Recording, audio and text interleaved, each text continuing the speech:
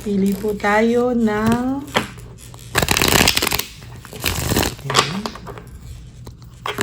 sana po ay napanood na po yung first reading of the day. Yan. Pili po tayo ngayon ng 10.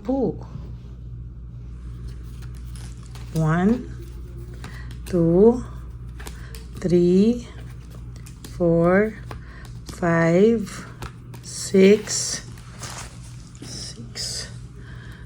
7, 8, 9, and 10.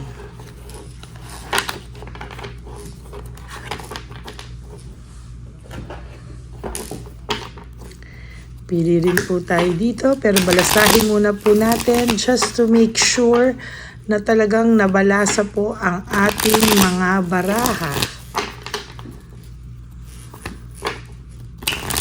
Para alam nyo po na hindi ito coincidence lang na nabunot natin. Kamusta po ang gising nyo?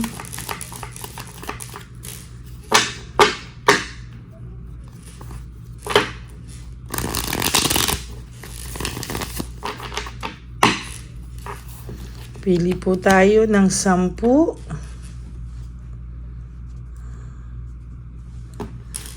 1, 2, 3, 4, 5, 6, 7, 8, 9, and 10. Okay, huwag nyo pong i-skip to dahil dito po tayo kukuha ng connection natin sa ating mga readers. At ang reader at ang kanyang nanonood, dito po tayo kukuha ng connection sa inyo.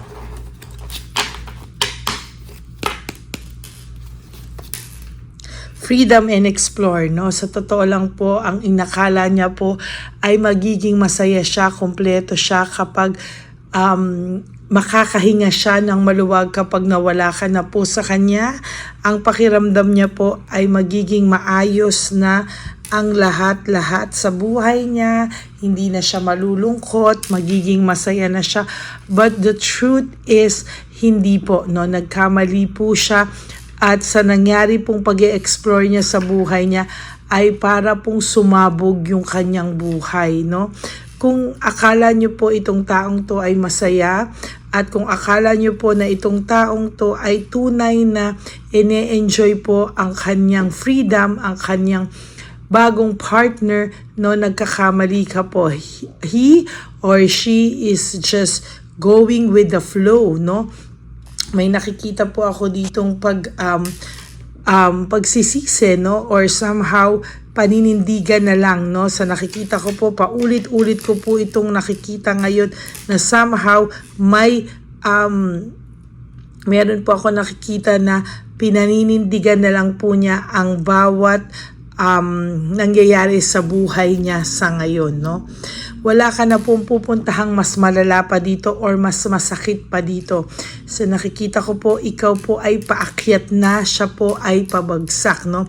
Hindi ka na po makakaramdam pa ng mas worse pa dito sa pain na naibigay niya sa iyo.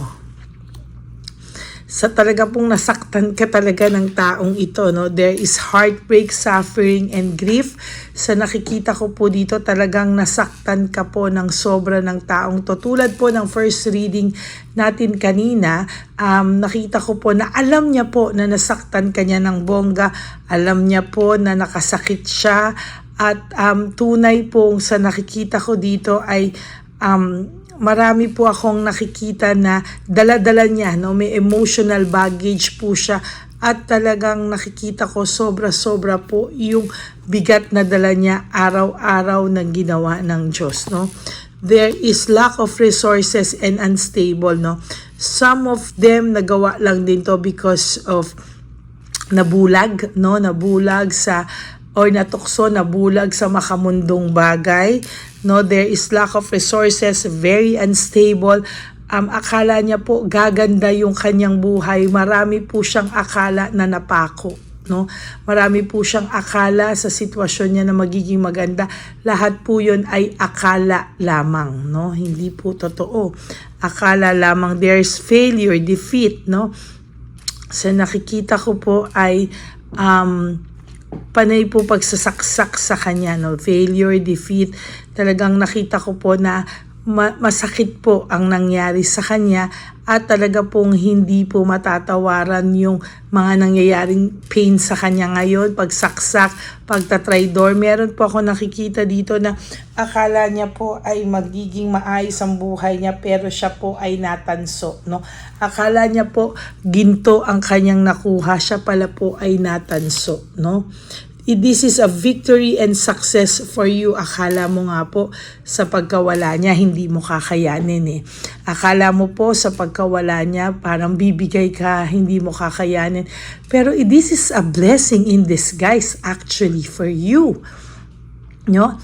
Isa po itong blessing na sa nakikita ko po ay talagang hindi po matatawaran ang blessing na ito para sa iyo. No?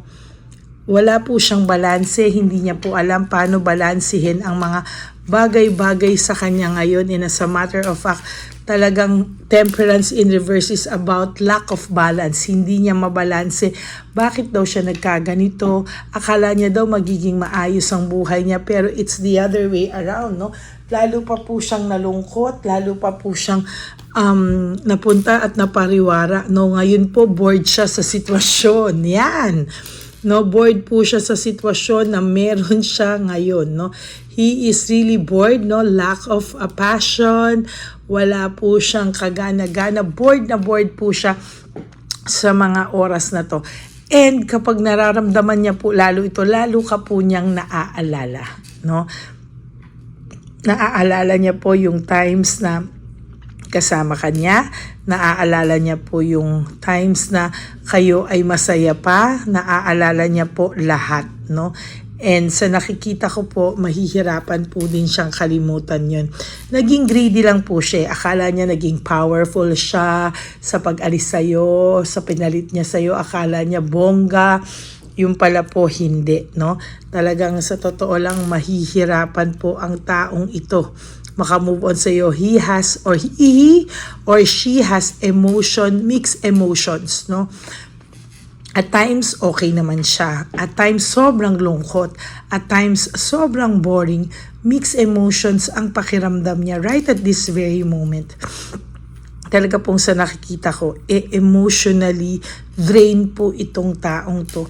Drain na drain po siya sa totoo lang. May conflict and rivalry competition. Mas malala pa po sa'yo ang pinalit niya, no? Actually, yung kina-stress niya sa relationship niyo, kina-bored niya, doble pa po yung balik sa kanya nito, no? As a matter of fact, sumobra po, no? Hindi niya na po sukat akalain na talaga pong lalo pa pong nagkaroon ng conflict yung buhay niya, nagkaroon ng stress yung buhay niya, hindi niya po inakala. Akala niya po everything will turn out to be okay, pero maling-mali po ang nangyari, no? There is a fear of change. Natatakot siya lalong magbago ang tadhana niya. Playing safe siya sa ngayon. Hindi niya po alam paano niya lulusutan ang mga bagay-bagay na nagawa niya. Alam niya po na kinakarma siya, no? Alam niya po na kinakarma siya. Pilit lang po siyang in denial lang po talaga siya. Alam niya po sa sarili niya kung ano mga nangyayari ngayon, karma siya, kaya he is just playing safe, no? Alam niya kinakarma siya, pero deadma lang po siya. Ang pakiramdam niya po somehow is go with the flow lang. Hindi daw siya kakayanin ng karma, pero sa totoo lang nahihirapan na po ito. Binago niya po kasi naging immoral po siya, nagloko, nagsinungaling. Hindi niya po alam kung paano niya yan lalagpasan. Now he is overstressed, burden po siya sa mga nangyayari. Even sa sarili niya po, he is burden, yung responsibility niya like sa trabaho or sa pang-araw-araw na buhay, talagang nabuburden po siya, naaaburido, naiirita. Hindi niya na po alam, no, kung ano po ang kanyang gagawin. Give up na po siya sa mga bagay-bagay. Overwhelmed po ang pakiramdam nito. Kung akala mo pong masaya siya na wala ka na sa buhay niya, siya po mismo ang naiirita. Siya po mismo ang irritable siya na wala ka na sa buhay niya at sinukuan mo na rin siya. Pakiramdam niya po, sinukuan mo na rin daw siya, no? Ang pinaparating niya po sa mga tao, ang pinaparating niya po sa iyo is successful siya, pinaparating niya po na okay siya, he or she is totally fine, no? Pero ang totoo po niyan, kabaliktaran po ang lahat-lahat at hindi niya po akalain na makakaramdam siya ng ganito. Mayabang lang po siya pero sa totoo lang, no? Ikaw pa rin po ang nasa isip niya. Loss of balance, disorganized, overwhelmed. Hindi niya po alam kung ano po ang mangyayari sa kanya sa mga susunod na panahon. Very disorganized siya at hindi niya po alam kung ano daw ang mangyayari sa kanya. Very unstable, no? Walang pagmamahal naman, no? Lovers in reverse, meaning ng reverse, unstable, no? Infatuation yung nangyari sa kanya. Now creating confusion dito sa mga nangyayari to. Very, very confused ang taong to at hindi niya alam kung paano niya po lulusutan.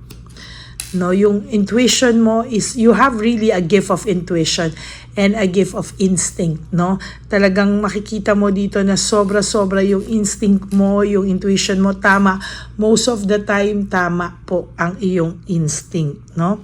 Ang dami niya na pong na-miss na chance, loss of opportunity, hindi niya po alam kung kailan maaayos siya emotionally, mentally, physically, nahahalata mo sa mata to, no? Pag hindi siya okay, nahahalata mo talaga na totally ay something is bothering this person, hindi niya man aminin na, pero bothered po siya sa mga nangyayari sa buhay niya right at this very moment. Sabi ko nga po kanina sa aking reading of the day kanina is very, very alam niya na nasaktan ka niya, alam niya na naloko kasi niya ikaw, panay siya kasi nungalingan, and so far sa nakikita ko talaga dala-dala niya po yung bigat, no? So hanggang ngayon hindi niya po alam kung paano niya lulusutan, paano niya gagawin, paano niya aayusin lahat dito, and talagang magulo po ang buhay ng person na ito sa ngayon, no? So yan po ang inyong second reading of the day. Alam niya po sa sarili niya na kinakarma siya, no? Actually, alam niyang nasaktan ka niya, alam niyang nakasakit siya, alam niyang nagsinungaling siya ng bongga, alam niyang niloko ka niya ng bongga. So yan po yung nakikita ko, no? Alam niya po lahat. And this time, for your second reading, alam niya po na kinakarma siya. Yan. So that is your second reading of the day. I hope po na naka-resonate kayo. And if you do, can you please give me a like? Sana po lahat naman ang manonood, paki-like nyo naman po ang ating video, no? Para naman po sa lahat sa inyo, nakita ko po na nag-like, no? And for those of you who would like to have a private reading with me, you can message me po at Lady Lee Elena, that's LADYLY Elena. Nasa dulo po yan ng ating video. Diyan nyo lang po ako makokontak. That's my only legit and official FB account. Yan.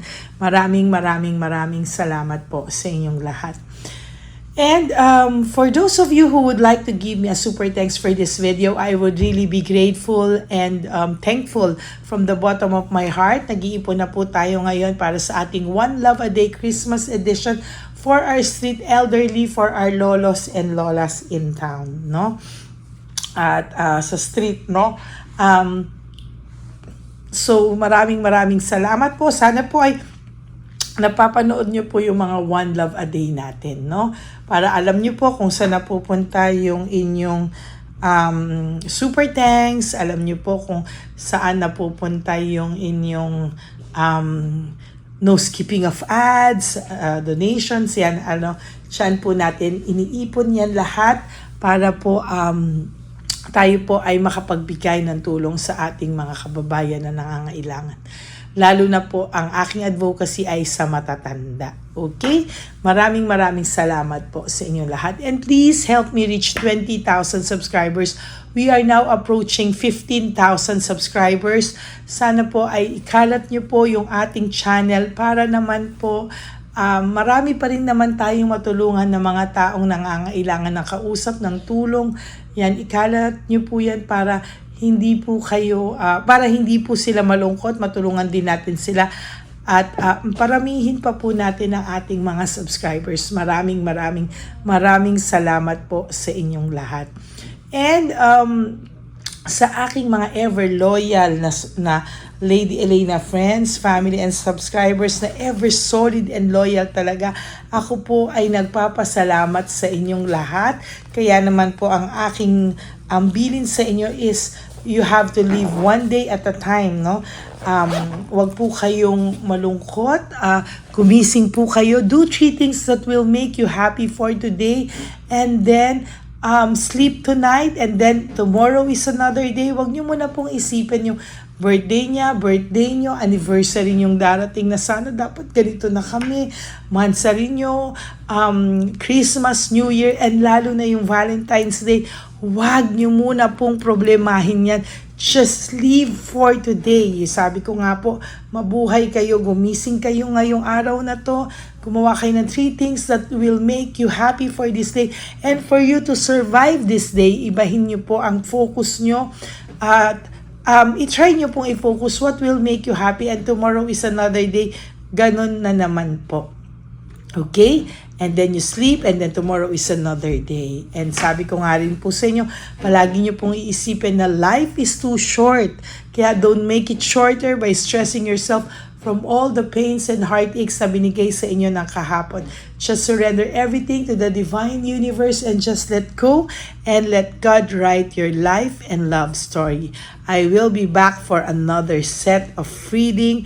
Huwag po kayong malulungkot. Sana po ay napanood nyo na yung first and second reading kahapon bago po kayo tumawid at tumalon dito sa first reading kanina at second reading ngayon. Okay? Maraming salamat po sa inyong lahat, and I will be back for another set for our third and final reading of the day. Huwag po kayong malulungkot. Magbabalik po ako sa inyo. Alam nyo naman po na ang commitment ko sa inyo is always, no? Always po magbigay ng reading sa inyo, first, second, and basta may reading of the day po ako, hindi ko po kayo bibiguin, no? Kahit nasang party ako ng mundo, nasaan akong lupalop, I will make sure na mabigyan ko po kayo ng reading of the day. God bless you everyone. I love you all from the bottom of my heart, at magkikita-kita po tayo ulit. God bless you all. Bye!